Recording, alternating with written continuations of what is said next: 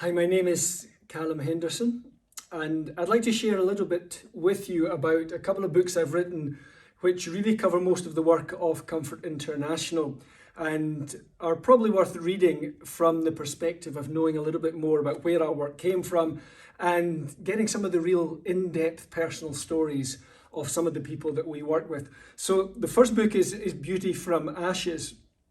When I first went out to Rwanda, one of the first things that began to happen was that people who had survived the genocide began to tell their stories.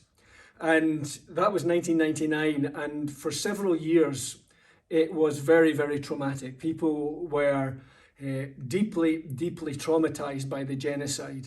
And so we would have meetings where people gathered together and then they would share their stories, they would break down, they would scream, they would sob. It was a very, very distressing time. But what we began to realize was that they had a deep, deep longing to share their story so that their pain and their trauma could be validated through the way that we listened and participated in their recovery by listening.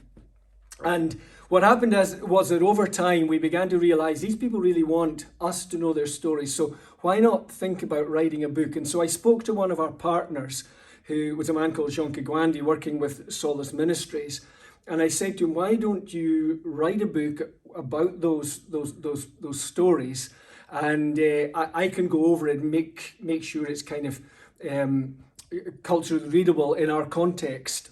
And he was very up for that. So we said, okay, on you go, write the first chapter.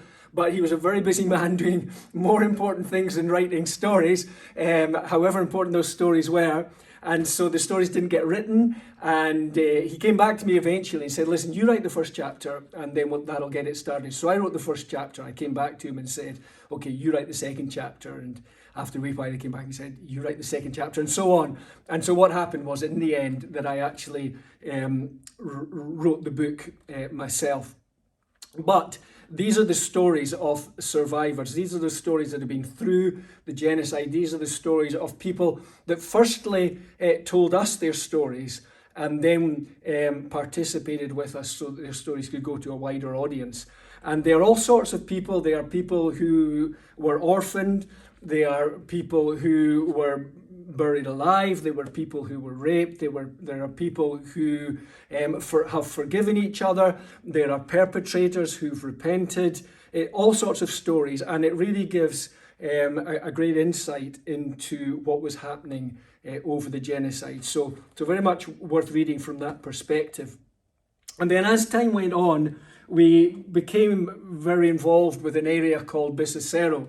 Now, there was only one area in Rwanda where there was an organised resistance that went on for any period of time, and that was at Bisesero.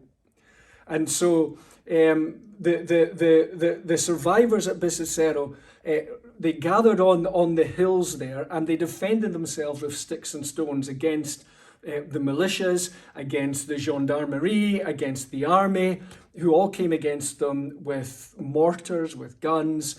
And out of round about 50,000 people, we think about 46,000 people were killed.